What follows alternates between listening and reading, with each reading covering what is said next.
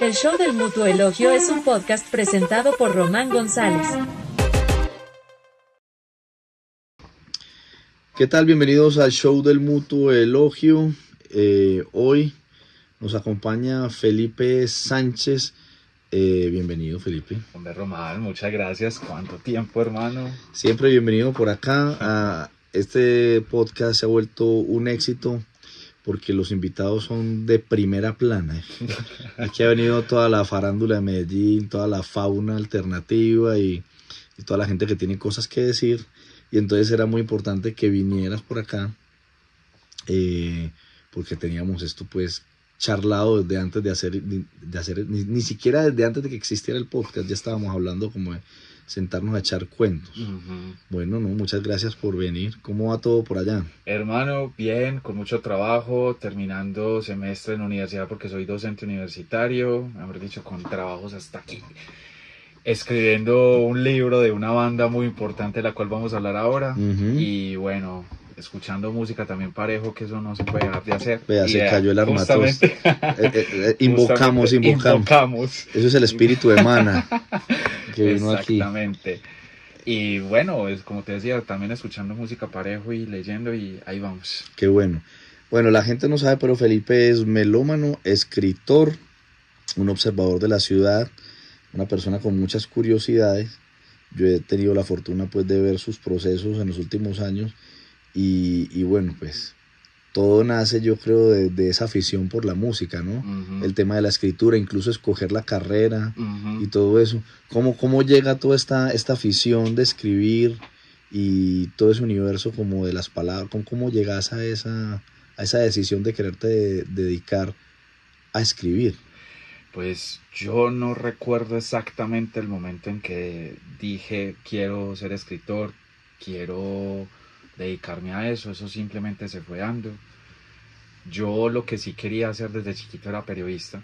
Ya. Yeah. Desde niño tenía como ese chip en la cabeza de ser el superpresentador que salía en la cámara en la televisión nacional al mediodía con las noticias de última hora. Así como yo, que siempre había querido tener mi talk show. Exactamente. O salir en primera plana con los super artículos, los super reportajes. A mi casa siempre llegaba el periódico los domingos, entonces lo metían debajo de la puerta y yo me ponía a leer y yo algún día voy a estar acá. Entonces se dieron las cosas, estudié comunicación social. Antes había estudiado artes plásticas porque también me llamó el cuento siempre, lo artístico. En la casa me lo estimularon mucho, sobre todo mi mamá. Y pues estaba esa deuda de estudiar comunicación, entonces metámonos a estudiar comunicación y la misma carrera me fue llevando por ese camino de la escritura. Cuando ya estaba en la universidad yo dije, bueno, no quiero ser ya el súper presentador de las noticias, ahora sí quiero ser mejor el escritor, el periodista de sala de redacción, entonces me fui yendo por ahí. Las materias de periodismo que veía en la universidad, digamos que me definieron mucho más eso, los talleres de escritura. Y fuera de eso, como estaba mi gusto tan marcado por la música, entonces yo decía, qué nota ser periodista especializado en música, sobre todo en rock. Y bueno, las cosas fueron dándose, terminé trabajando en medios, cubriendo Fuente Musical, hablando de la escena en Medellín, hablando de punk, de metal, mejor dicho, de todo el sonido pesado de la ciudad. Y ya encontré pues como ese camino. Y sí, todo fue como muy orgánico, pues como dirían hoy en día. Claro. Todo muy casual, pero ha sido una chimba, pues porque de verdad que estoy haciendo lo que me gusta y lo que siempre me ha apasionado. Y el periodismo ha sido como esa forma de, por un lado, entender la ciudad desde su música, comprender por qué esos sonidos que a uno le gustan tanto producen lo que producen, las historias que hay detrás de todo eso. Y que incluso, como diría alguien por ahí, a veces la misma realidad supera la ficción. Ya. Entonces uno en estas historias de la escena de Medellín y cotidianas también o relacionadas con la música, uno se encuentra unas vainas súper increíbles. Bueno, me llama la atención una cosa, que hay mucho periodista en Medellín que le interesan estos temas de la música y todo eso, pero no veo a los medios de comunicación, las emisoras y eso sonando a nuestros artistas. ¿A qué se deberá eso? Eso incluso es un problema que viene de vieja data por un asunto, yo diría, cultural, porque nosotros en Colombia siempre tenemos como un rechazo hacia lo nuestro, un complejo de inferioridad muy grande. De hecho, Fernando González, el filósofo, le llamaba eso el complejo del hijo de puta. O sea, ay, qué bonito. Sí, es una cosa maravillosa porque explica ese complejo de inferioridad que tenemos nosotros. Nosotros nos descrestamos con lo extranjero y viene un artista europeo y wow, no sabemos qué hacer, no sabemos dónde colocarlo, pero al artista nuestro, al local, nos cuesta apoyarlo, cuesta creer en él, no vemos como esa calidad y ese potencial que tiene porque es que es lo de acá, ¿cierto? Y puede que no esté al nivel que estarían esas otras bandas reconocidas. Y eso viene desde hace muchos años, en los años 60, en los 70, en los 80 sí que era difícil posicionar un artista nuestro, no solamente en las emisoras, sino también en las disqueras. Acuérdate, por ejemplo, lo que le pasó a Kraken cuando sacó su primer sencillo y las condiciones que puso la disquera para poder grabar ese sencillo, que tenían que recolectar, no sé cuántas, 500 o más firmas para dar un sello de garantía de que la gente se iba a comprar ese disco. Y cuando lo lograron recoger y batió ventas, pues ahí sí grabaron ya el disco, el trabajo completo.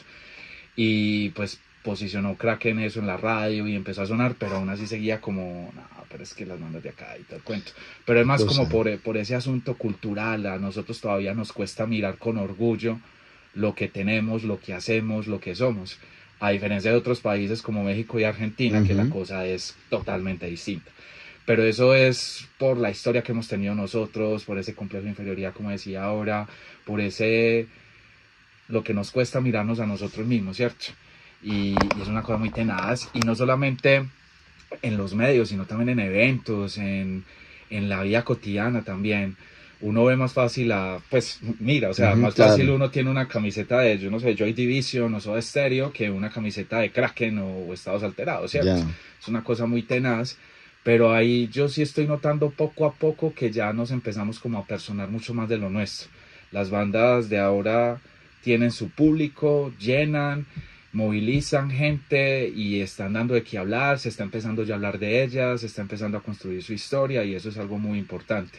Todavía falta mucho por hacer, resto, pero ahí vamos. Sí, porque me parece que es como un fenómeno similar al de los futbolistas, ¿no? Cuando meten los goles afuera, ahí sí ya hay orgullo nacional, pues me he dado cuenta como de eso, y es algo que no lo podemos cambiar, me parece, y no sé, pues hay una frase muy bonita que dice, un músico peruano dice que todos los DJs de la radio son retrasados mentales, y que uno no debería como botar mucho escape, pues como yendo a promocionar a las radios, ¿no? Sí, aquí hay un tema que yo también siempre critico mucho frente a eso. Lo que pasa es que hay un asunto, y eso creo que también lo planteaba alguna vez Frank Zappa, que para ser periodista musical no necesariamente tienes que saber de música. Y hay algo, y es que muchos periodistas musicales simplemente se limitan a saber el datico. Quién está en el top tanto, qué fecha fue grabado este disco y no más, la memorabilia. Sí. Pero ya el contexto, el análisis, el tener también ese oído para uno detectar esos nuevos sonidos o esas bandas que tienen un gran potencial, todavía está muy descuidada esa parte, hay que trabajarle mucho más. El periodismo musical no solamente es decir, fulano grabó tal disco en tal año y este está vendiendo y la está rompiendo en tal listado, no, es entender el contexto, entender la importancia de esa banda o de esa obra musical que estamos hablando. Obviamente eso requiere mucha investigación, obviamente eso requiere detenerse y lamentablemente la dinámica de los medios actualmente es ya, sí. Y no nos pongamos a pensar mucho, sino que simplemente digamos y ya, lo que salga. Sí, yo siempre soñé que en Medellín o en Colombia existiría un equivalente como a un John Peel, ¿cierto? Una persona pues como con ese compromiso y que abría la puerta incluso al underground y después como que era una persona como con lupa que se metía en este mundo. Sí, hay un tema cultural tenaz. Y lo otro es que tampoco hay consumo cultural. Entonces, ¿cuántos discos de música local compra la gente? ¿Sí? Versus la competencia pues del mainstream y eso, ¿cierto? Sí, no, y es que tengamos en cuenta algo. En Colombia la cultura no es valorada. O sea, aquí no hay, fuera de un consumo cultural, una valoración importante a la cultura. La cultura siempre se ha visto como un relleno. Es que pongámonos a pensar, veamos todo desde la raíz. ¿Qué son las clases de artística en los colegios? En la mayoría de los colegios, un relleno, ¿cierto? Y pongámoslos a hacer manualidades para que estén entretenidos y pare la cuenta. ¿Qué pasa cuando un pelado va a decir voy a estudiar artes, voy a estudiar música, voy a estudiar literatura? ¿Pero de qué vas a vivir? ¿Qué vas a hacer? Pero piénsalo bien, mejor estudiar otra cosa que sí te dé plata y te dediques a eso otro como un hobby, y más en Medellín, que es una ciudad tan sí, amante del dinero y de producir. Entonces eso hace muy difícil la cosa, ¿cierto? Eso hace muy difícil que la gente consuma cultura. Es que es más, pensemos en esto, la gente cuando se compra la boleta de un concierto, se compra un disco, un libro, no dice, invertí la plata en esto, sino que me la gasté en esto. O sea, se ve como un gasto, como, uy, es que tengo que pagar. Pues sí, todos tenemos obligaciones, todos tenemos responsabilidades, ni más faltaba. Pero entonces cuando nos damos la oportunidad de comprarnos un libro, un disco, uy, no, me gasté la plata. O sea, tenía la Y plata hay en como un esto. pecadito, como, Sí, ay, como puta, vida berraca, me descuadré. se me fue la mano como si hubiéramos hecho mal. Y no, estamos invirtiendo en el espíritu, en el corazón, en La el alma, en la alegría, la alegría, diversión. en la identidad también, porque es que la música forja la identidad. Pero entonces todavía tenemos esa visión, yo diría, muy distorsionada de la cultura y así también es muy difícil. Traslademos eso a los medios que estábamos hablando ahora. Si hay una desvaloración de la cultura en la sociedad, perdón, en los medios también pasa lo mismo. Cuando uno dice soy periodista musical, soy periodista cultural, ya te miran como, este man la tiene fácil, eso no es sino copiar y pegar un boletín de prensa y pare la cuenta. Uh-huh. Ahora, hace poco me llamó la atención y es que en los premios Simón Bolívar, por ejemplo, buena parte de los trabajos premiados eran de periodismo musical y cultural. Yo decía, por fin, Ya. qué bueno. Yo sé que el periodismo en Colombia se ha dedicado a contar pues toda la realidad dura que tenemos acá. Obvio, es que esa es la tarea del periodismo. Pero también en medio de eso han surgido otras cosas y la música también ha sido como un medio de resistencia para todo lo que hemos sufrido por el conflicto. Sin embargo, dentro del mismo gremio, y sí lo tengo que decir, es una cosa que lo he dicho sin anestesia muchas veces, en el mismo periodismo no se le da una valoración a la fuente cultural y musical. Ya. A nosotros nos tildan de que hacemos un trabajo superficial, de que no hacemos nada, de que no, nosotros la tenemos muy fácil, que esos temas no importan, que lo que sí importa son las guerras, la política, la economía y Uh-huh. el fútbol y pare la cuenta. Y pues de ahí que, por ejemplo, en estos premios Simón Bolívar no se reconociera tanto esos trabajos. Antes, ahora es que ya se empieza a tomar en cuenta, pero también tiene que ver con que periodistas que están metidos en esa fuente se pellizcaron y empezaron a hacer un trabajo concienzudo, responsable, profundo, más allá de el boletincito y la Uh-huh. agendita y toda la cosa. Bueno, porque si es duro dedicarse al arte y a la música en una ciudad como esta que no tiene consumo cultural ni tiene una industria consolidada, tiene que estar uno más chiflado todavía para querer ser periodista de una cosa que no tiene respaldo social, ¿cierto? Uh-huh. O sea, es una, digamos, una acción quijotesca lo que vos te dedicas, ¿no? No, es que eso es muy duro. Primero porque ya no estamos, hay que decirlo, en la época dorada del rock de los años 90, Uh-huh. inicio de los 2000, que Medellín era la capital rockera de Colombia y todo el cuento. No, ya Medellín es la capital del urbano, gústenos o no. Y es muy teso uno escribir artículos para un gran medio, por ejemplo, sobre rock. Eso es a veces nadar contra la corriente, o decir uno llegar a las puertas de un gran medio, ve, mira, es que tengo esta serie de perfiles sobre los protagonistas de rock en Medellín. Si estás de buenas, te la compran. Si no, chao, suerte, publique eso usted en un sitio En su personal, blog, en su ponga blog. en su blog y juegue ahí al periodista de rock. Exacto, o en un medio alternativo, que los medios alternativos sí se abren más a esas cosas. Y eso que también hay medios de medios, porque la mayoría de los medios alternativos también se enfocan más en política, en esos temas serios, interesantes, aportantes. Viste, pero Medellín también se está quedando sin periódicos, pues. Pues, ¿Dónde más obvio, publica uno? Obvio, ya toca internet, es que ya todo se está migrando para la web. Los grandes medios, ¿cierto? Los grandes medios como los conocíamos hoy en día ya no son lo que eran. Incluso estos mismos medios están migrándose la mayoría para internet, la mayoría de sus contenidos se están enfocando ahí. De hecho, el antiguo periódico en el que yo estuve, en el que yo empecé este cuento, que es el periódico El Mundo, que era una institución periodística en la ciudad, ya no existe. El Mundo literalmente se acabó, se desapareció. Y una cosa muy tenaz, porque esa fue una escuela para muchos, pero también se cerró la puerta para un espacio que, tengo que reconocerlo, era un poco más abierto a ese tipo de contenidos, a ese tipo de historias.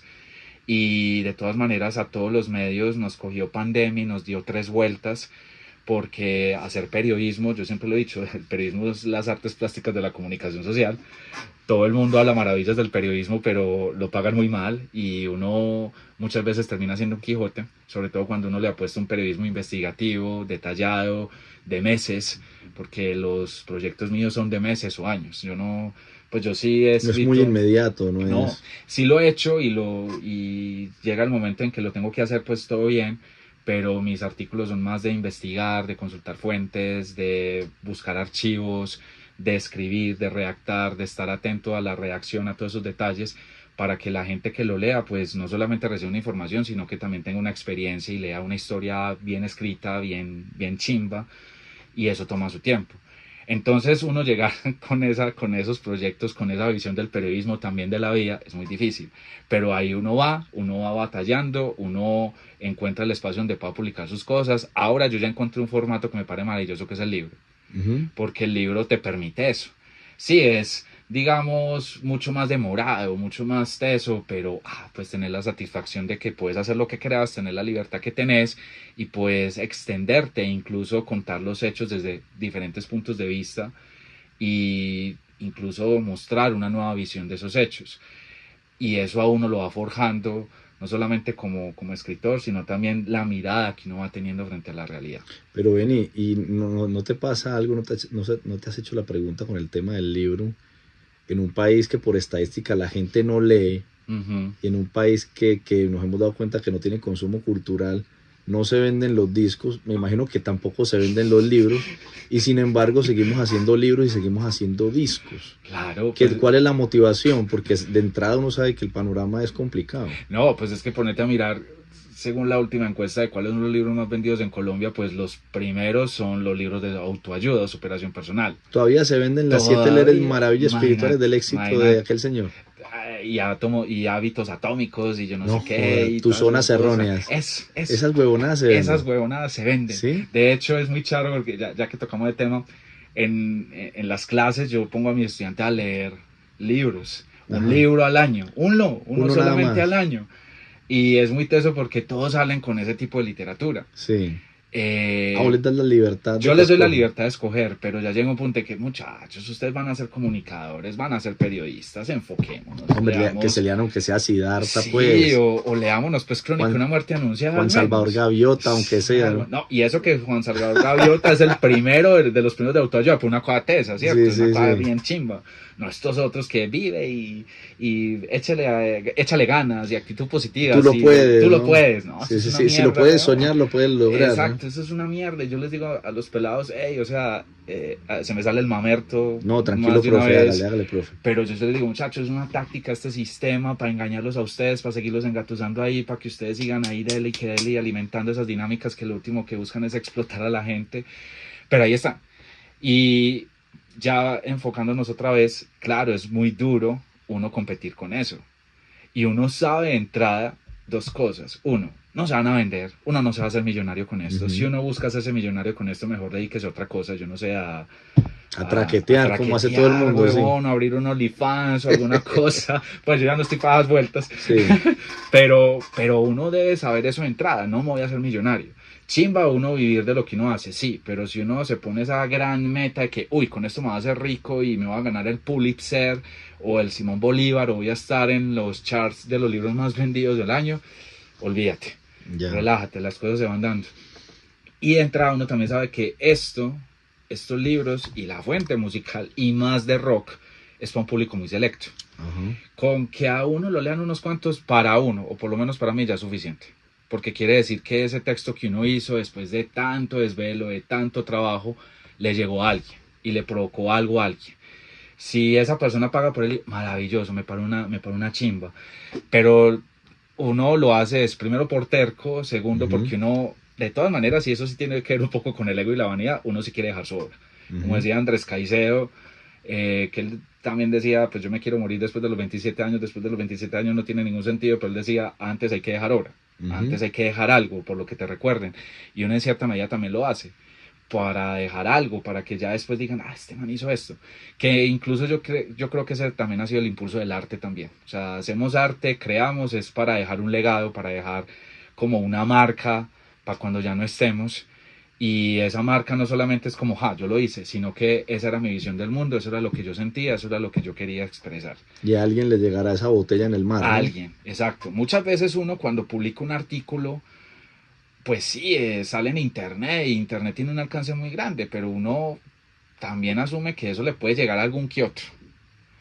Hay artículos que la rompen, que la mueven, como por ejemplo ese reportaje que escribí hace unos años sobre el Carlos Vieco, justamente cuando vos estabas ahí en toda esta batalla de recuperar el Carlos Vieco, y que eso movió mucha cosa, pero hay otros que los publica uno y no pasa nada, y uno se tiene que relajar con eso. A veces tiene más alcance un tweet. Sí, a veces incluso tiene más alcance un tweet, una historia en Instagram o un estado en Facebook que un artículo al que le trabajaste meses. Uy, qué horrible. Me pasa que a veces investigo un artículo tan, y no pasa nada. O me busco una super entrevista con, no sé, como me pasó alguna vez con Rubén Blades, y todo bien. Pero publico un estado en Facebook, Claro. eso la rompe, weón. Eso, un montón de gente compartiendo eso, un montón de reacciones, comentarios, que esto y lo otro. No me entristece, antes me pone una chimba, porque es que yo pienso que son nuevas maneras de escribir, y son nuevas formas de generar contenido, y son nuevas formas de llegarle a la gente. Y la vuelta es que las redes sí exigen una demanda de contenido muy grande. O sea, vos tenés que estar ahí, produzca, y eso también se vuelve muy aburrido. Es como muy esclavizante, ¿no? Sí, porque vos también sos pensando con qué va a salir, qué no voy a hacer hoy. Pero hay veces en las cuales uno tiene su momento, yo no sé, no sé, sus destellos o qué sé yo, y escribe algo y que eso vuela. O sea, una vez yo me acuerdo que escribí un estado sobre las críticas que le hicieron a Andrea Echeverry y a Héctor Buitrago, los Aterciopelados, en una gala de los Grammys, que Andrea se fue vestida de gramófono y todo el mundo criticándola, que qué es ese oso. Pues yo decía, pero ¿cuál es oso? ¿Cuál es la huevonada si esa es Andrea? Claro. ¿Cómo no hicieron el mismo escándalo cuando Björk salió con este famoso vestido de cisne? O Lady Gaga con las carnitas. Exacto, con las carnitas. Entonces, ella sí está bien, lo de ella sí es arte, pero lo de Andrea Echeverry es una mañezada. Es que ahí volvemos a hablar de lo que estábamos hablando del complejo del hijo de puta, weón. O sea, nos cuesta reconocer lo nuestro. Lo nuestro nos parece mañuco, sí, ordinario, de quinta. Pero lo de afuera, no, es que ellos sí están a la son unos vanguardia, artistazos. son unos artistazos, unos maestros, unos genios. Y ese estado lo escribí, yo me acuerdo, estaba de paseo en una finca. Ya. Entonces a mí me llegó la noticia, puta, y me agarro a escribir. Y hermano, llego yo a Medellín y ese celular estalla de notificaciones de gente reaccionando, compartiéndolo. Eso llegaron a compartirlo casi 2000 y pico de personas. Yo no sé cómo, pero claro, es que a veces también, si uno no la piensa mucho, claro, sale las cosas así directas, como muy del momento, y puede generar una reacción mucho más masiva, ¿cierto? Y me pareció una chimba, pero yo decía, no, yo no me voy a poner en esta dinámica de estar produciendo porque caería en un autoengaño también. Yo diría, no, si me fue bien con este, me va bien con los demás. No, eso es muy relativo. Eso es raro, ¿no? Eso es raro.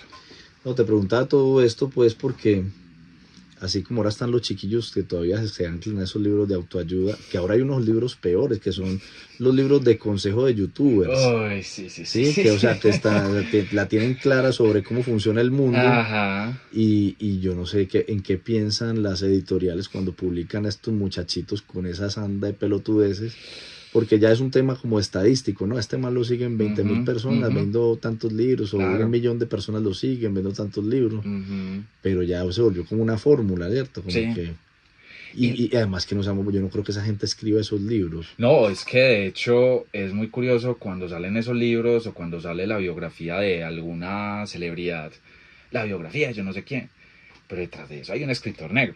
O sea, Sí, alguien que hace el trabajo. Exacto, alguien que hace el trabajo sucio de escribir. Digamos, una supermodelo va a escribir sus memorias. No es que ella las escriba, contrata a alguien que es el escritor negro que va, conversa con ella, hace todo el trabajo de entrevistarla, escribe, le pasa el bosquejo, ella lo aprueba y sale el libro.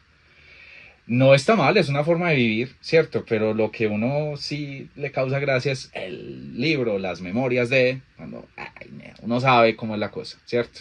Hay algunos que sí tienen ese talento de escribir y lo hacen muy bien, pero hay casos en los que no es que uno sea prejuicioso, sino que uno nota, a ver, esto es más marketing, esto es más venta, Y pues uno conociendo también el historial del Ujú. susodicho, la susodicha, ¿no? Se pregunta Sí, a qué horas a mí me ha escribió ese libro. pasado, a mí me ha pasado que he visto libros de artistas en que salen muy mal librados con el libro. Ajá, O sea, los hubiera ido mejor escribiéndolos ellos mismos. totalmente, totalmente. Caramba, bueno. No, mira, pues que esta breve introducción de todo lo que Ujú. llevamos, vos venís de un barrio muy cultural, vos toda la vida, vos creciste en Castilla, ¿no? Castilla O Forever. sea, sos, mejor Sí, dicho, sí, noroccidental de sí. capa y espada. Vivo allá, crecí allá. Yo primero viví en el 12 de octubre, Ya, montaña arriba. Y como a los 3 años me fui a vivir ya a Castilla.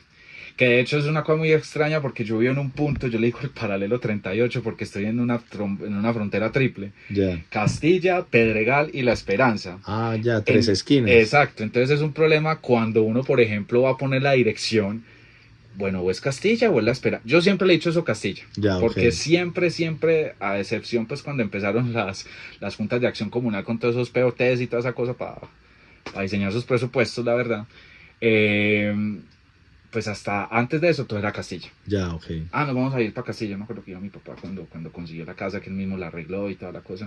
Nos vamos para Castilla. Y eso para mí ha sido Castilla. Entonces, sí, toda la vida allá. Yo llegué en el 93, tenía 4 años. Llegué en el momento más convulso del barrio. La violencia estaba disparada.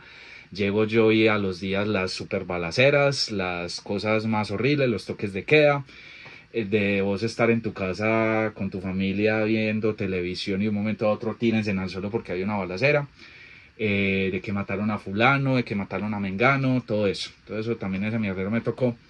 Pero Castilla hay una cosa que ha tenido y que lo ha hecho destacar y es lo que vos decías ahora, todo el movimiento cultural, la escena musical, los movimientos de teatro, los grupos juveniles. De hecho yo hice parte de un grupo juvenil allá, de la biblioteca La Esperanza. Yo empecé a ir allá, mi mamá me llevaba a la biblioteca porque como era muy hiperactivo, entonces me llevaba que para que se calmara el niño, Venga, cálmenmelo ahí, cálmemelo póngale ahí, ahí. el daño tan bueno que me hizo porque allá podía jugar, podía leer, podía estar, ser yo como niño, tenían vacaciones recreativas, entonces peor todavía. Y claro, a partir de ahí empecé como a ser parte de muchos procesos sociales y culturales de La Esperanza y también de Castilla, y eso también lo forja a uno. Y yo vi que la cultura sí le ayudó mucho a esa zona, como a ser resiliente, a salir adelante, a alejar a mucha gente de la violencia. De ahí, gracias a todos esos procesos culturales y artísticos, salieron músicos, médicos, psicólogos, comunicadores, abogados, Ujú. Pintores, ¿no? pintores como Freddy Serna, que es el gran pintor pues de la comuna y vecino mío también por las cosas de la vida. Entonces, sí, o sea, la cultura nos ha marcado mucho y yo creo que sigue siendo un proceso de no solamente de formación, sino también de empoderamiento muy importante. Nada más hace poco hicieron el Festival de Rock de Zona 2 allá en el Parque Juanes, estuvo Bajo Tierra, hay un montón de bandas de allá, y uno se da cuenta que, hombre, o sea, puede pasar todo, pero la cultura sigue siendo muy importante acá en estos barrios. Es más, si uno se pone a mirar y dejando de lado los radicalismos, Castilla también ocupa un lugar muy importante en la escena del reggaetón, pues donde empezó Balvin, por ejemplo, allá mismo. Y cuando el reggaetón estaba llegando a Medellín y estaban ya tomando su apogeo, Castilla era un lugar también importante.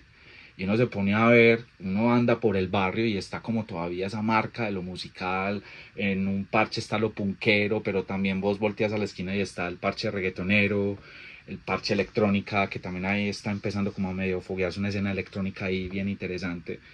Y yo digo que esa es la marca del barrio y se están generando unos procesos muy bacanos allí y eso a uno inevitablemente le genera orgullo. Pues uno sí dice Castilla Claro. forever. Y entonces documentás eso, tenés identificados los personajes, Sí. los espaciotiempos, este viene de acá, se juntó Ujú. con este, porque también la relación en barrios como Castilla es que es el barrio, ¿no? O sea, Claro. no es como en otras comunas, pues que está separada las unidades por muros. Allá uno cruza la calle y está en la tienda, uno ve crecer al peladito y tal.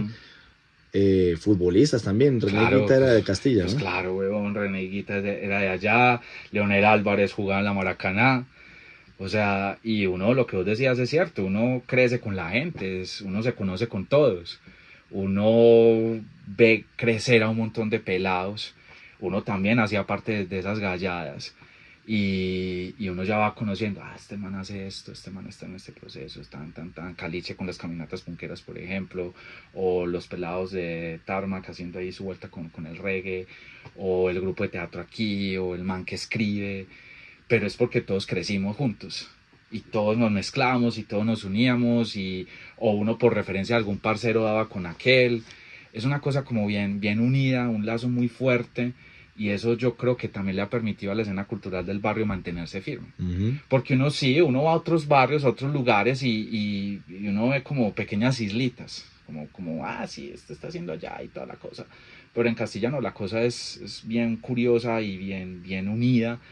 Y yo diría a veces, y eso es una cosa que también uno sí tiene que mirarse con sentido crítico, a veces son como muy, ¿cómo diría eso? Como muy de mirarnos para adentro, ¿cierto? También hay que salir, también hay que proyectarnos, mirar no solamente desde el barrio, sino la ciudad también, ¿cierto? Pero de todas maneras esos lazos fuertes sí es una cosa muy bonita y muy especial, y eso ha permitido que la escena siga siendo fuerte, que la cultura le ocupe una agenda importante entre las inversiones que hacen allá en esa comuna. Y ahí vamos, ahí se va haciendo cosas, cada día aparece gente nueva haciendo procesos. Y hay otra cosa muy importante: antes del barrio la gente se iba, o sea, la gente empezaba sí a mejorar su nivel de vida, estudiaban algunos y se iban, ahora están volviendo, ahora están replicando su conocimiento. Incluso gente de otras partes de la ciudad llega al barrio a también compartir su experiencia, a vivir allí. Pues porque con todo este problema también de la gentrificación, huevón, de uno estar pagando un arriendo carísimo en Laureles o en Poblado, mejor me quedo en el barrio, ¿cierto? Claro. Y mejor me vuelvo para el barrio. Entonces, claro, eso no solamente mejora los procesos culturales, sino que también mejora un poco también la infraestructura del barrio, mejora ya temas de seguridad y otro montón de cosas que ya uno dice, ¿para qué me voy a ir si aquí estoy parchado? Tienes mucho material ahí en la comuna para escribir miles de cosas. Bendito. Imagino que tenés una lista de proyectos ahí pendientes, ¿no? Sí, ahí estoy. No, y de hecho, yo pues aparte de periodismo, yo escribo literatura. De hecho, hace poco no lo había hecho por pudor, porque uno cuando se mete en el periodismo, uno es como, bueno, sí, uno acepta su posición humilde, soy periodista, escribo el día a día, no me voy a poner a escribir literatura, pero uno por los lados va escribiendo sus cuentos. Y hace poco reuní una serie, varios cuentos que escribí sobre todo en la universidad, inspirados en el barrio, inspirados en personajes, que el pelado de la esquina, que el pelado que tiene su bandita, que sí, todo ese mundo también que uno vivió, de adolescente sobre todo, algunas historias también que le contaban a uno, entonces ahí están. Y de todas maneras uno va como haciendo ese ejercicio. Yo pues todavía me considero joven, 35 años apenas, no, pero, es un pollito, claro. Pero de todas maneras uno ya está viendo, bueno, no soy tan viejo, pero tampoco soy tan joven, entonces uno ya va haciendo también como retrospectiva, va acordándose de cosas y uno está cuenta como para escribirlo, no literal, pero sí al menos como basado en eso, ¿cierto? Como tener ahí la base, como, bueno, venga, escribamos, me acuerdo de este parche, me acuerdo de este man, de tal cosa, hay experiencias que uno lo marcan, personajes que se destacan pues sí o sí, que ya se vuelven emblemas del barrio y que uno sí ve, hay que hacerle un perfil a una entrevista a antes de que se nos vaya. Claro. Entonces sí, ahí están como esas historias ahí acumulándose. Bueno, y el proyecto pues que va a ver la luz pronto es, ¿cómo le podemos llamar a eso? ¿Es un libro sobre la historia de? ¿Es un perfil sobre la historia de? Es una biografía. Es una biografía autorizada. Autorizada. Biografía autorizada de Estados Alterados. Exactamente. Muy bien. Sí, es una biografía autorizada de Estados Alterados. Yo diría que es ya mi primera publicación en sí, porque yo antes he publicado en libros pues colectivos con varios autores. Esto ya diría propiamente el libro Felipe Sánchez, Biografía de Estados Alterados, autorizada por ellos, después de 4 años y medio. Llevas 4 años y medio dándole. ¿Y cómo llegas a ese proyecto? ¿Cómo es la idea? ¿Cómo se gesta eso? Ok, yo en 2018 estaba como editor en jefe. ¿Se puede decir el nombre del medio? Claro. Bueno, perfecto. Estaba como editor en jefe en un medio digital llamado Laterales Magazine. Okay. Era un medio cultural y en esas cosas el que era comunicador de Estados Alterados, Sebastián Vélez, me había escrito preguntándome si estaba interesado en escribir algo sobre el nuevo disco de Estados Alterados, Lumísfera. Entonces yo primero escribí una reseña sobre el primer sencillo que ellos lanzaron en ese disco, que fue Miedo, que me pareció muy chimba porque era como otra vez ese sonido ochentero de Estados Alterados, pero ya hablando mucho más explícitamente de la realidad del país. Ya. Además que la canción llega en medio de unas elecciones a Congreso que estuvieron muy marcadas por la manipulación, por el miedo al votante, por, ojo, nos vamos a convertir en Venezuela, que yo no sé qué, y ese miedo a la izquierda y todo el cuento. Entonces yo decía, no, sobre esto hay que escribir algo. Entonces yo escribí la reseña, pim, pim, le fue bien. Y a los días Sebas me dijo, parce, ¿querés escribir o entrevistar más bien a Estados Alterados sobre el Humísfera? Pero tengo dos opciones. O hablas con ellos por teléfono o te vas para la finca de ellos en el oriente donde ellos ensayan. Yo obviamente dije la segunda opción, finca, vámonos sí. para la finca. Entonces nos fuimos de paseo, me fui con el que era el director de Laterales, Juan Diego Álvarez, con Alejandro Carmona, que fue el fotógrafo, y con otro compañero que nos acompañó allí. Y bueno, llegamos parchados, nos pegamos la embolatada del siglo. A la final llegamos a la finca, ya estaban los estados ensayando para la presentación del disco ese año en agosto en el Pablo Tobón. Entonces yo parchadísimo, muy honrado de tenerlos a ellos porque ha sido una banda que yo he admirado mucho de Estados Alterados, y sobre eso podemos hablar más adelante. Yo los escuché a ellos desde la adolescencia y para mí eso fue como un cortocircuito. Entonces era como ver a los ídolos, pero guardar obviamente también como la cordura, como de, no, estás como periodista, no como fan. Entonces, me puse a escribir la crónica, tomar notas, verlos a ellos en ese ambiente tan íntimo, pero como si estuvieran ya en el escenario, conversar después con Ricky, con Elvis, con Nati, con Pipe, sobre todo el proceso de creación del disco, pero también sobre cómo mantener una banda por más de 30 años con un sonido electrónico. Independiente, además, que vienen de grabar con grandes sellos, con Fuentes, con Sonolux, y ya de un momento a otro ya ser una banda independiente. Bueno, hablamos de eso. Ya después de escribir la crónica salió normal, yo la escribí de puro parche. Cuando a los más o menos 2 meses de haber sido publicada me vuelve a escribir Sebastián a decirme, hermano, usted está interesado en escribir la biografía de Estados Alterados. O sea, gustó tanto lo que escribiste que te la lanzaron así de frente. Sí, yo me acuerdo que eso fue un viernes. Yo me había pegado una siesta, pues, de esas siestas marmotas que uno dice, a echar 15 minuticos y... Se levanta uno a las 8 de la noche. Sí, literal, me levanté casi a las 8 de la noche. Entonces me levanto y cojo el celular de la mesita de noche y estaba el mensaje de Sebastián, yo lo escucho en un audio y me va diciendo lo que me va diciendo y yo, bueno, me estaba mamando gacho. Cuando vuelve y me manda otro audio, no, Pipe, es que mira, a esta gente le gustó mucho la crónica que escribiste y que qué chimba que vos les escribas el libro. Y yo, buenísimo. Buenísimo. Yo me quedé impresionado, yo llamé a mi mejor amiga, le conté, Paulina, mira, que te sí que sí, weón. Claro, dale, no lo pensés. Me fui y me tomé una cerveza como palpasme, como yo, ¿qué es esto? Entonces le respondí a Sebastián después y le dije, parce, hágale de una, metámonos. Ya. No sé, yo no sabía en qué me estaba metiendo. Okay. O sea, yo dije como, es Estados Alterados, dimensioné un poco la cosa, pero yo decía, ¿cómo vamos a hacer? Y hay que hacerlo. Y hay que hacerlo. Después lo hacemos. Después miramos. Vemos. Entonces ya nos reunimos en Medellín en octubre en el Festival Circular, que ellos vinieron, fue una de las bandas invitadas, y ya conversamos. Conversé ya concretamente con Ricky y con Pipe, lo que querían ellos del libro, cómo lo querían. Empezamos. El trabajo de reportería empezó de lleno en 2019, venía muy bien, se frenó un poco por la pandemia. Porque yo sí lo admito, era periodista vieja escuela, de ir hasta el lugar, conversar con la fuente, la mayoría estaban acá en Medallo, pero pues en pandemia difícil, entonces tocó todas las entrevistas virtuales o por teléfono. En ese 2020 y 2021 se hizo mucho trabajo de reportería y ya lo que vino fue lo más difícil, que era ya transcribir, organizar. Ahora ya hasta que ya a partir del año pasado es que ya empiezo la escritura y este año ya con toda, o sea, avanzando. La idea es tener el libro cuanto antes y es una biografía autorizada de Estados Alterados, pero, y aquí cito a Ricky, más que la historia de una banda, es la historia de una ciudad a través de una banda. Okay. Es contar un Medellín de los años 80 y de los 90 y de cómo la música, sobre todo la escena alternativa, fue como lo que estábamos hablando ahora, una opción para muchos, pero también una resistencia a todo lo que estaba pasando. Y es también como resaltar no solamente a Estados, sino también a quienes han hecho parte de toda esa escena, de la cual se ha hablado muy poco y es toda la escena New Wave, Post-Punk, pop, si se quiere, o electrónica, que también ha tenido una trayectoria muy importante en la ciudad y que generó un impacto fuerte. Así haya sido momentáneo, así haya sido un poco efímero, pero sí dejó una impronta.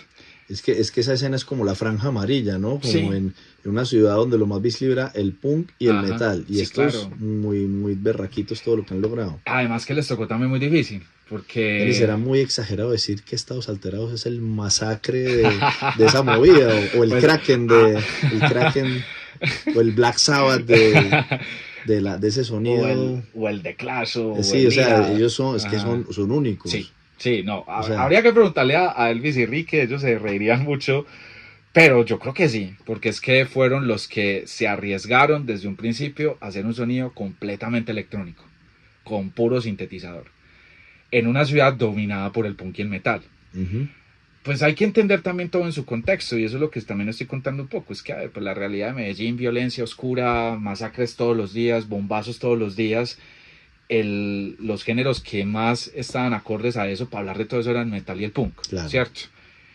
Pero entonces ellos llegan en medio de todo eso, con un sonido totalmente electrónico, oscuro, que si bien las letras del punk y el metal eran muy explícitas, las letras también del new wave y el post-punk hablaban de una realidad, pero de forma mucho más metafórica. Poético, sí. Poético, ellos echaron mano de todo eso para hablar de lo que estaba pasando también en la ciudad, para también hacerle un poco de resistencia a lo que estaba viendo la ciudad en ese momento. Y claro, no solamente les tocó como ir a contracorriente, sino también lidiar con el radicalismo de la época, porque quienes hacían parte de todo este parche New Way eran vistos con recelo, Y eran víctimas de bullying, ¿no? Un bullying también, agresivo por las otras escenas. también porque les decían New Wenchos, casposos, Ujú. que ustedes no les toca la realidad tan dura como nosotros, Maricones, maricones sí, sí. también, sobre todo porque, claro, como está ese asunto de ir más allá de los géneros y trastocar y transgredir y desafiar los convencionalismos, pero también esos tópicos machistas que se nos han implantado en la ciudad, independiente de si seamos punqueros o metaleros, quedamos tocados por eso y ellos llegan a darle una vuelta de tuerca a todo eso.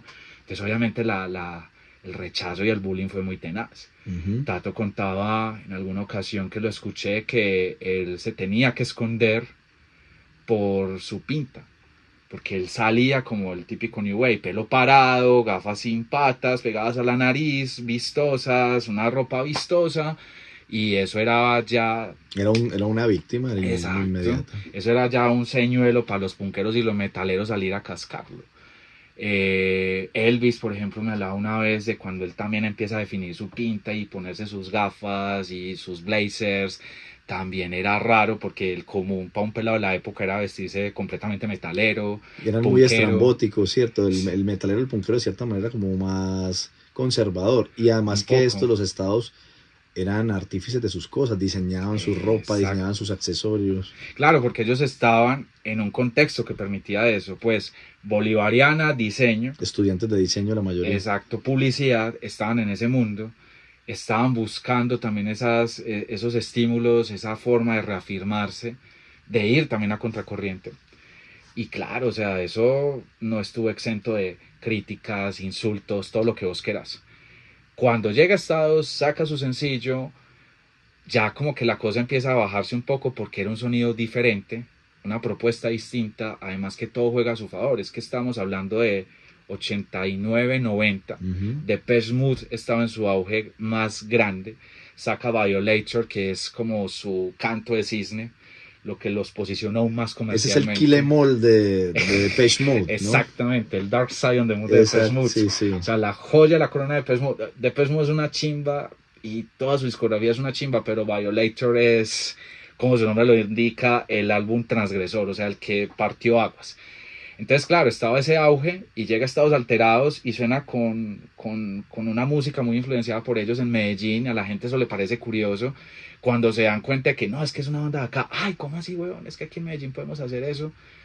Otra vez volviendo a conectar lo que decíamos ahora de esa inferioridad que tenemos nosotros como colombianos, porque mucha gente pensaba cuando sale Muévete que era una banda extranjera y no, es Estados Ujú. Alterados, Medellín, Colombia.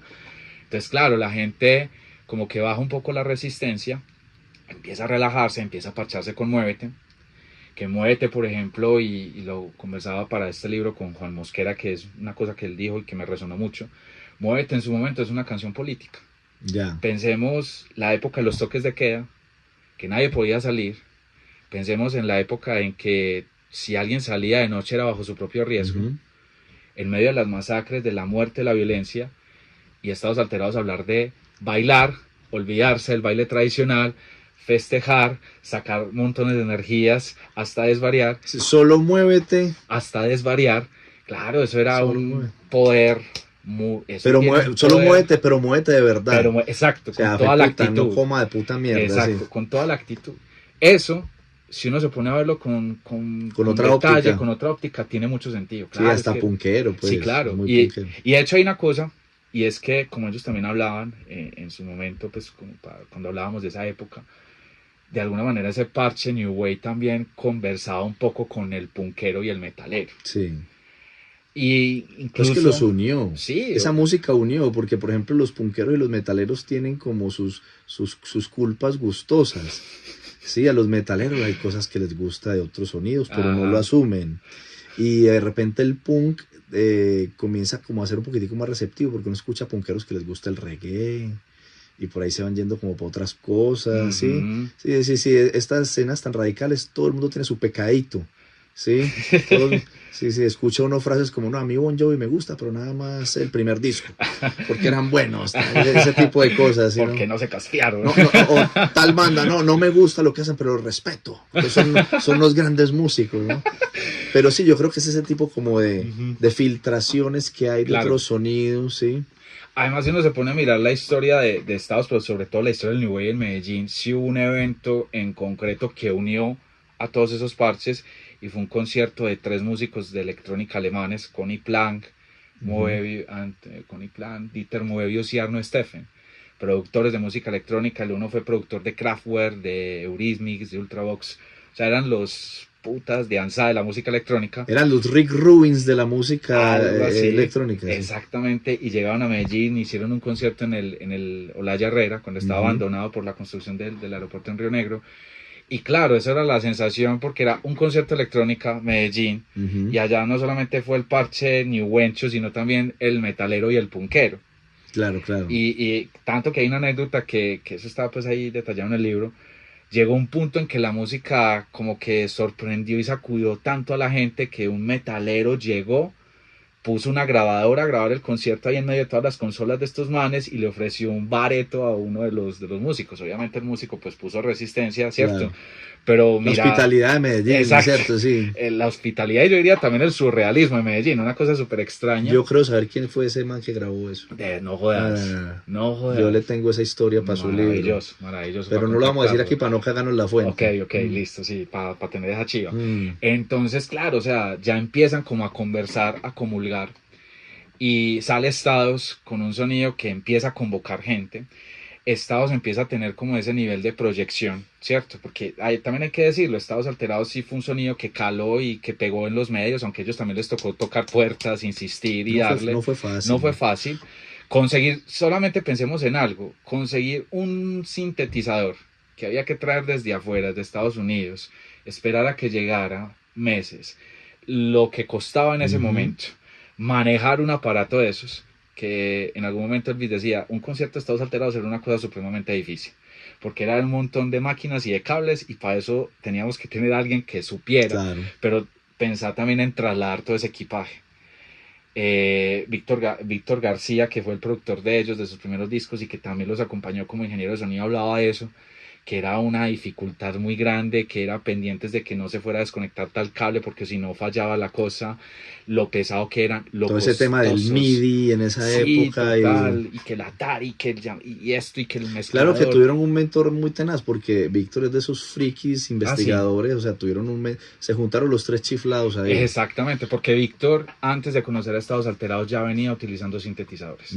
Pues Nash, por ejemplo, que fue su banda, la super banda que tuvo Víctor con otros músicos tesos de Medellín, y él hablaba también, cuando lo entrevisté, que él desde chiquito, como su papá trabajaba en Fuentes, entonces él creció en tenía eso. Acceso a información, tenía acceso aparatos. A eso, y lo primero que le llamó la atención fue el sintetizador. Entonces empezó a manejarlo desde chiquito, y ya en Fuentes le soltaban eso. Entonces el man ya sabía, y armó todo su estudio comprando, claro, todos estos aparatos, mandándolos a traer desde afuera, y llega a Estados, escucha ese sonido, se les estalla. Él también venía haciendo electrónica, pues acordate de Clímax, por ejemplo.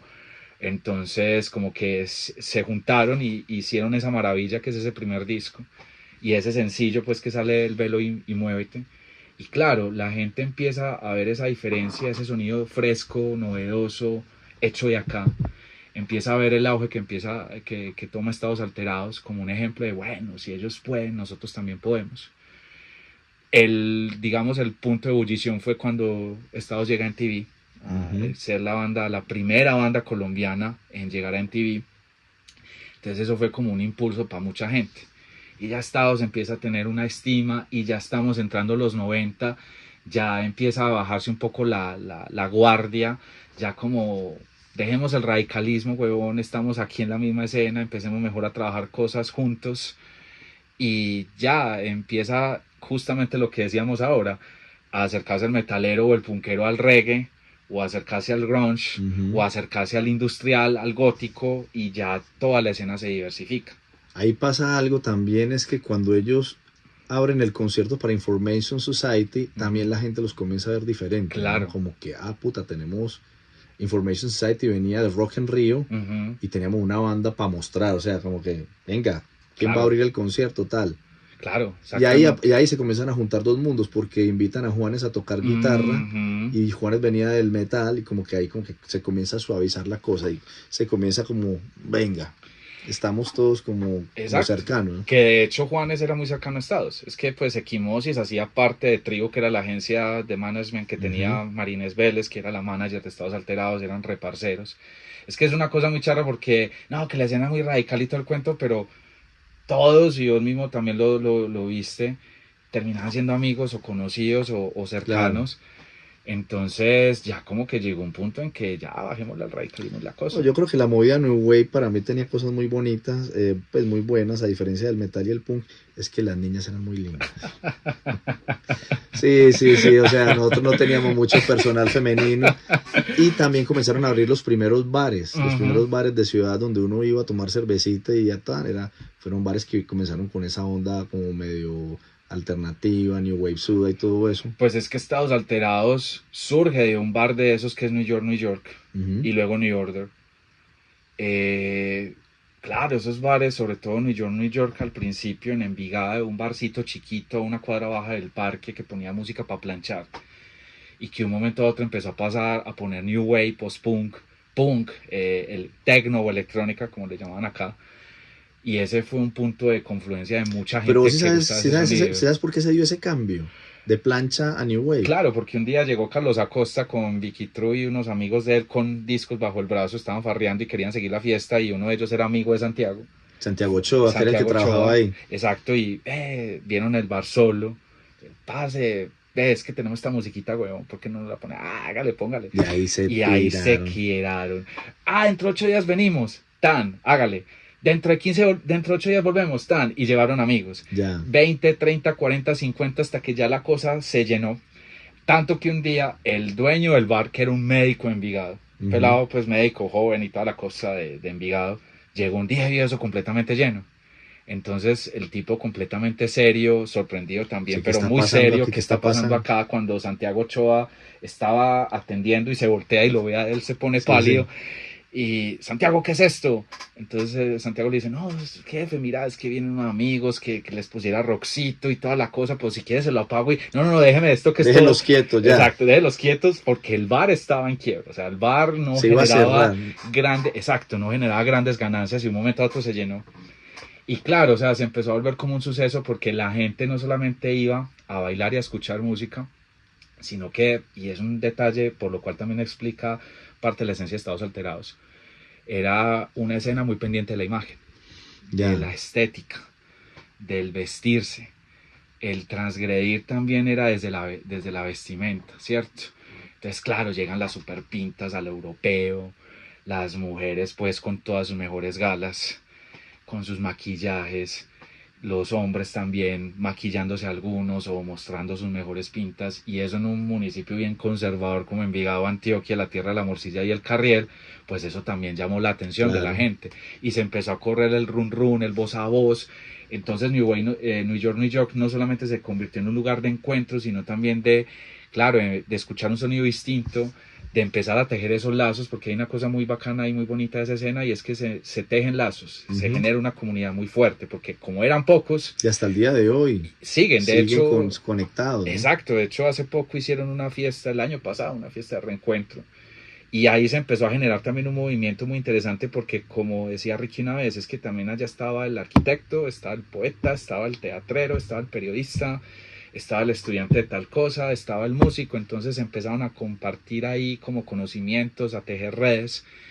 que eso ayudó justamente no solo como a protegerse, sino también a tener acceso a información que era muy escasa, a encontrar también gente con inquietudes similares y a encontrar un lugar en el mundo, porque es que antes de New York todos vagaban por diferentes partes, como, bueno, es que no hay bares suficientes, lo único que hay es merengue y salsa, no nos vamos a meter allá, entonces vámonos para la casa de fulano, pero pues la farra en la casa de fulano, si mucho una o dos veces, vámonos para tal parche, pero entonces pilas que de pronto pueden estar los punteros y los metales nos pueden pegar, y llega este bar y pum, ya los acogen, hasta que Pablo Escobar lo manda a cerrar, porque Pablo Escobar decía que allá vendían vicio y toda la cosa, una ironía siendo Pablo Escobar el mayor narcotraficante del mundo.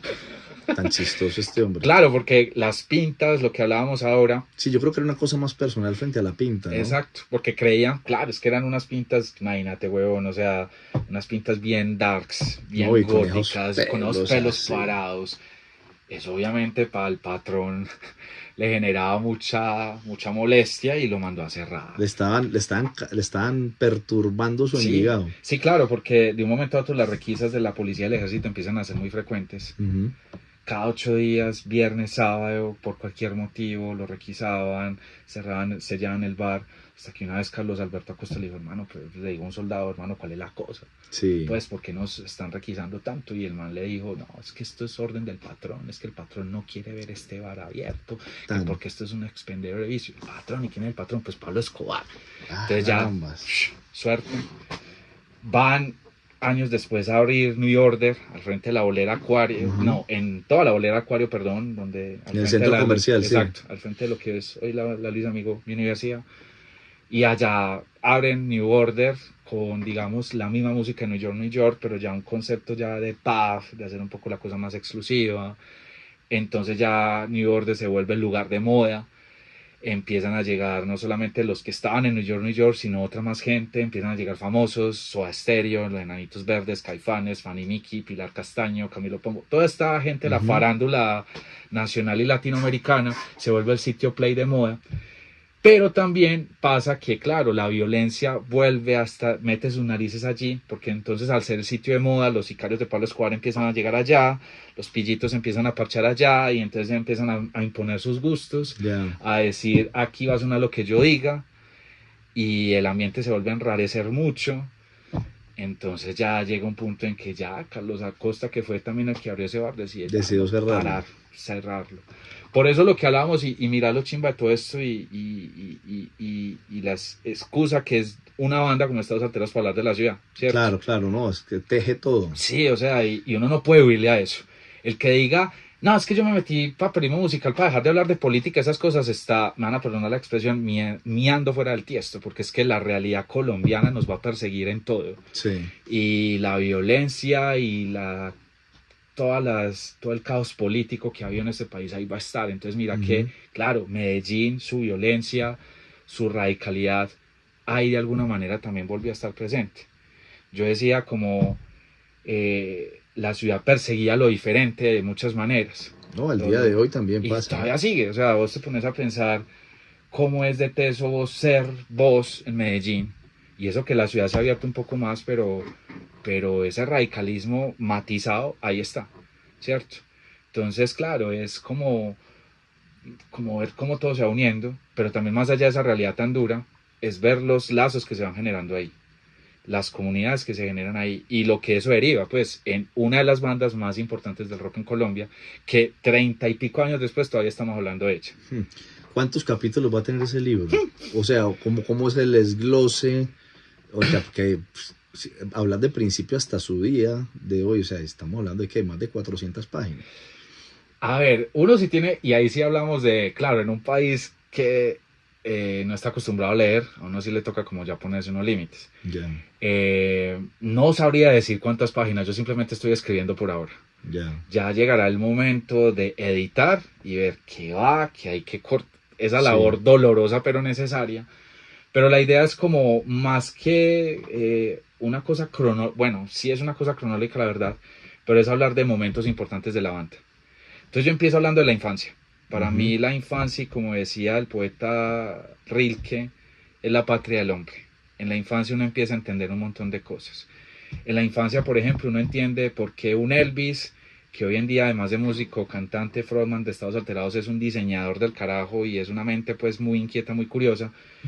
Si uno se pone a mirar la infancia de él, cómo él empezó a interesarse por cómo funcionaban las cosas, por inventar cosas, por sacar esa parte artística tan presente que incluso viene de su familia, porque dato curioso, Elvis tiene varios ancestros que eran artistas, ¿cierto? ya. Familiares, sí. Sí, familiares, de hecho él es familiar de Melitón Rodríguez, el El pionero fotógrafo, de la sí. fotografía en Medellín. Eh, entonces uno empieza como a ver toda esa información, a entender por qué son lo que son. Para mí eso es supremamente importante. Ya. O Ricky, por ejemplo, y todo su interés con la percusión, con el metal, con el sonido pesado, que pues Ricky sí ha sido muy abierto en esos temas musicales, pero también está ahí como la cuestión de la medicina por toda su tradición familiar, o Felipe Carmona, que desde chiquito siempre quiso dedicarse a la música, pero para él la música era no solamente un estilo de vida, sino también su forma de vivir y de salir adelante en medio de Natalia Valencia, pues con todas sus inquietudes, con, su, con todo su pasado familiar, su papá pues con todo el tema del activismo político, la unión patriótica y eso también lo marcó mucho a ella. Entonces, claro, ahí me detengo un buen rato, hablo de esa infancia y ya después, ¡pran! Los orígenes de Vas enlazando, estados. vas Exacto. enlazando. Sí, a mí me gusta mucho enlazar todo. Ujú. Yo sí soy muy amigo del pensamiento complejo, Morán y todas esas cosas, y me gusta como ir uniendo como cabos, tan, tan, tan, tan, tan. Entonces la idea es esa, como ir uniendo, tan, tan, tan, ir contando. Entonces es como más que fechas y eso, momentos. La infancia, la ciudad, Ujú. la escena New Wave, el parche de New York que estamos hablando Y ahora. el desarrollo creativo. Exacto, todo eso, todo eso. Cómo ellos empiezan a alimentarse, porque no solamente lo musical, hay una cosa con Estados Alterados y eso se los he admirado mucho, y es que no solamente están las influencias musicales de Depeche Mode y todas estas bandas de industrial, de electrónica, Kraftwerk y toda esta vuelta, sino también las influencias de cine, Ujú. las influencias literarias. Ellos son muy buenos lectores. Tato, Elvis, Ricky leían ciencia ficción a no más. Todo ese mundo de Stanislav Lev, de Isaac Asimov, pero también ese mundo de terror de Edgar Allan Poe, un poco de Cortázar, también queda reflejado en las letras, ¿cierto? El cine, de alguna manera ellos van tomando como fragmentos, cosas, o se van inspirando en escenas para escribir sus canciones, la misma realidad. El solo hecho de ellos también inspirarse en lo que pasaba en la realidad y convertir eso en una canción, eso también da cuenta de una inquietud y una lectura muy juiciosa de la realidad. Si vos te pones a escuchar, por ejemplo, Prototipos, que habla de el centro comercial y de toda Ujú. esta ostentación, ahí estamos viendo la Medellín del narcotráfico. Ahí estamos viendo ya cuando el narcotráfico se convirtió en el paisaje, en todos estos centros comerciales, estos edificios súper lujosos, la apariencia, esa estética del narco que se quedó metida aquí en la cabeza, en el ADN de esta ciudad. Ellos hablan de eso en esa canción. La Culpa, por ejemplo, habla de los pelados que sin más opciones se arrojaron a la calle Ujú. buscando otra alternativa, por así decirlo, pero terminaban absorbidos por esa guerra. Entonces uno piensa en los sicarios, por ejemplo, en los pelados que no tuvieron más opciones y se entregaron a esa guerra, ¿cierto? Entonces es como también ese montón de influencias, cómo se va reflejando en la música que ellos hacen. Y claro, hay que hablar de eso inevitablemente. O sea, yo me acuerdo una vez en una entrevista que le hice a Elvis solamente hablando de los libros que leí y de esas preocupaciones estéticas que tenían, sobre todo en esa época de juventud.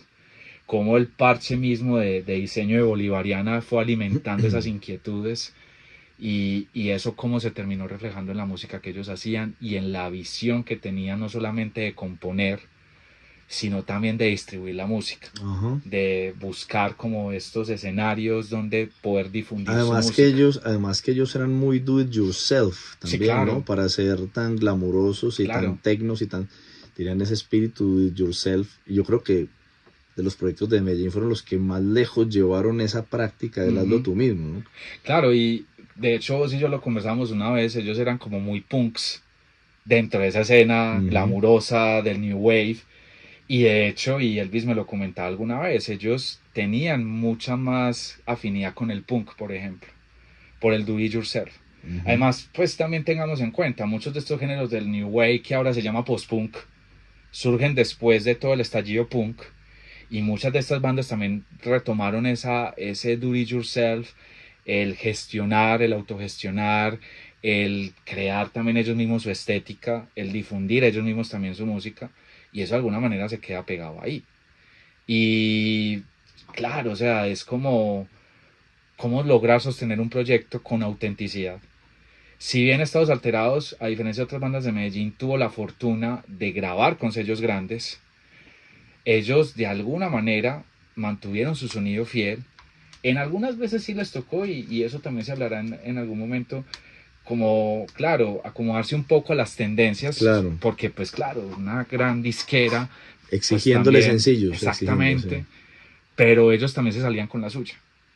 Si vos te pones a escuchar rojo sobre rojo, ¿cierto? Ujú. Él aquí, bueno, morado sobre morado, pero si vos te pones a escuchar rojo sobre rojo, sí, tiene el discazo, el hit como La Fiebre de Marzo, pero una última canción que no es muy conocida, que es Ángel Perdido, que es una cosa, wow, esto sí es el Estados Alterados del primer disco, una cosa súper electrónica, densa, oscura, tenaz, muy poco conocida esa canción, o Lléname de estrellas u otras más experimentales. Ellos se salían con la suya, Claro. seguían siendo ellos mismos. No es que Estados Alterados es un universo amplio, por eso te digo cómo vas a hacer para condensar todo eso ahí.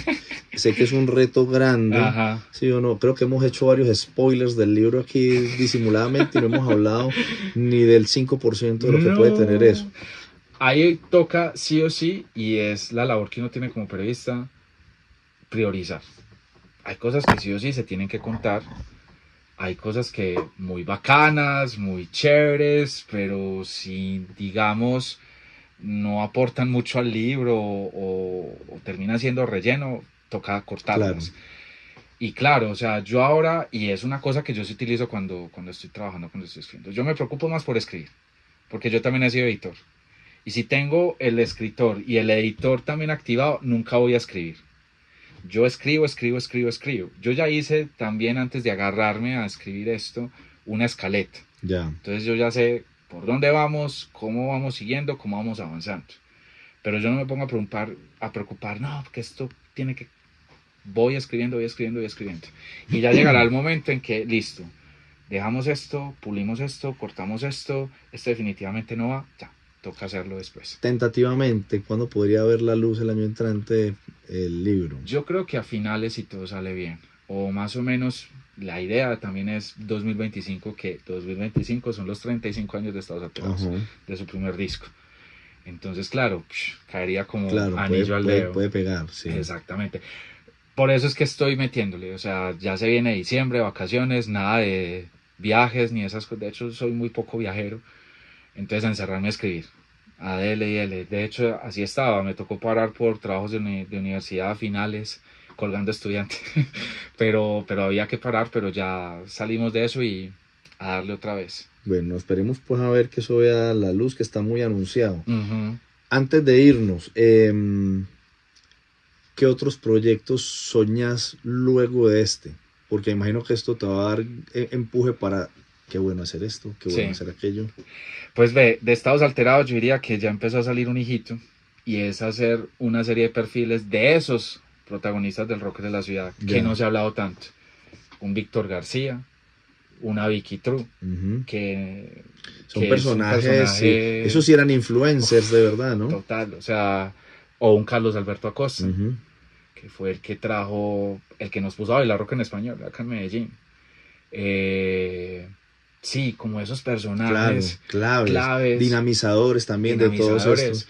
Exacto, pues también hacer un perfil de Mónica de Ira, un perfil de Las Fértil, sí, como esos personajes, un Alex Masacre pues, o un Víctor Raúl, ya como hacer como esos perfiles, esas historiecitas de ellos. También se me viene, no sé, pues ya otras bandas que a mí me gustaría escribirle biografía. Un Alcolíricos, por ejemplo, que a mí me ha llamado la atención todo lo que está pasando con Alcolíricos, siendo un parche muy distinto que es el hip hop, pero me parece que esta banda ha logrado convocar justamente a la gente del rock, a nosotros los del parche rockero, y la música de ellos, aparte que es muy buena, le sabe llegar a la gente. Y vuelve como a recobrar esa esperanza de que, hombre, hay bandas, porque yo veo que en Medellín hay mucha diversidad de bandas, lo cual me parece muy bien, pero se perdió un poco como esa banda, como que aglutinar a la masa, pues, al gran público, y Alcolíricos lo está haciendo. Y es una banda también independiente, que empezó desde abajo, que se mantuvo fiel a su propuesta estética, que grabaron ellos mismos su propia música, que la distribuyeron, y ahí están. Llenaron hace poco el Movistar Arena en Bogotá, y eso ya da cuenta de un proyecto serio e importante, y yo me atrevería a decir, guardando obviamente las proporciones, pero sin restar pues como su trascendencia, lo que hizo Estados Alterados en su momento en los años 90. Se volvieron bandas icónicas, bandas representativas. Esa yo diría, que chimba escribir esa biografía, si se da la posibilidad, puede ser. Claro. Ahí le suelto el dato. Pero bueno, sí, eso básicamente, y nada, enfocado mucho en ese periodismo de largo aliento, del reportaje, del perfil, de la crónica trabajada con investigación, que esa en últimas es mi línea. Ya, eso sería básicamente lo que quisiera hacer. Genial. Feli, muchas gracias por venir al show del Mutuo Elogio. Acá en este programa tenemos una tradición, y es que cada que viene un invitado lo devolvemos para la casa con un detalle. A ver. Sí, porque aquí somos muy coquetos. Qué maravilla. Sí. Mira. Mira lo que te teníamos de regalo. Que sabemos que te gusta bastante. Que de hecho mi nombre artístico de Más Pelado, porque yo quise tener una banda de punk y eso a la final no se concretó. Armé una banda con unos amigos. Nos íbamos a llamar La Prole. Entonces éramos una guitarra acústica mía, otra guitarra acústica de otro parcero y una batería hecha a punta de ollas, sancocheras, ollas de arroz y todas esas cosas. La armamos, la banda tuvo la existencia más corta en la historia del rock en Medellín porque duró un día. Al otro día mi papá vio que le cogimos las ollas y la volvió nada y me dijo, me quitas, ay, güey. Hasta aquí ese emprendimiento. Chao, hasta aquí su emprendimiento. Y mi apodo era Frank Zappa porque yo quería tocar, cuando estaba aprendiendo a tocar me llamó mucho la atención la técnica de Frank Zappa. Entonces, wow, esto es como otro guiñito al pasado bien bonito. Hermano, una motivación para que sigas trabajando por el rock de Medellín, muchacho. Muchas gracias por venir. Hermano. Y bueno, nos vemos la semana entrante con otro nuevo capítulo. Epa, gracias. Hasta luego. Hasta luego. El show del Mutuo Elogio es un podcast realizado por Roman González.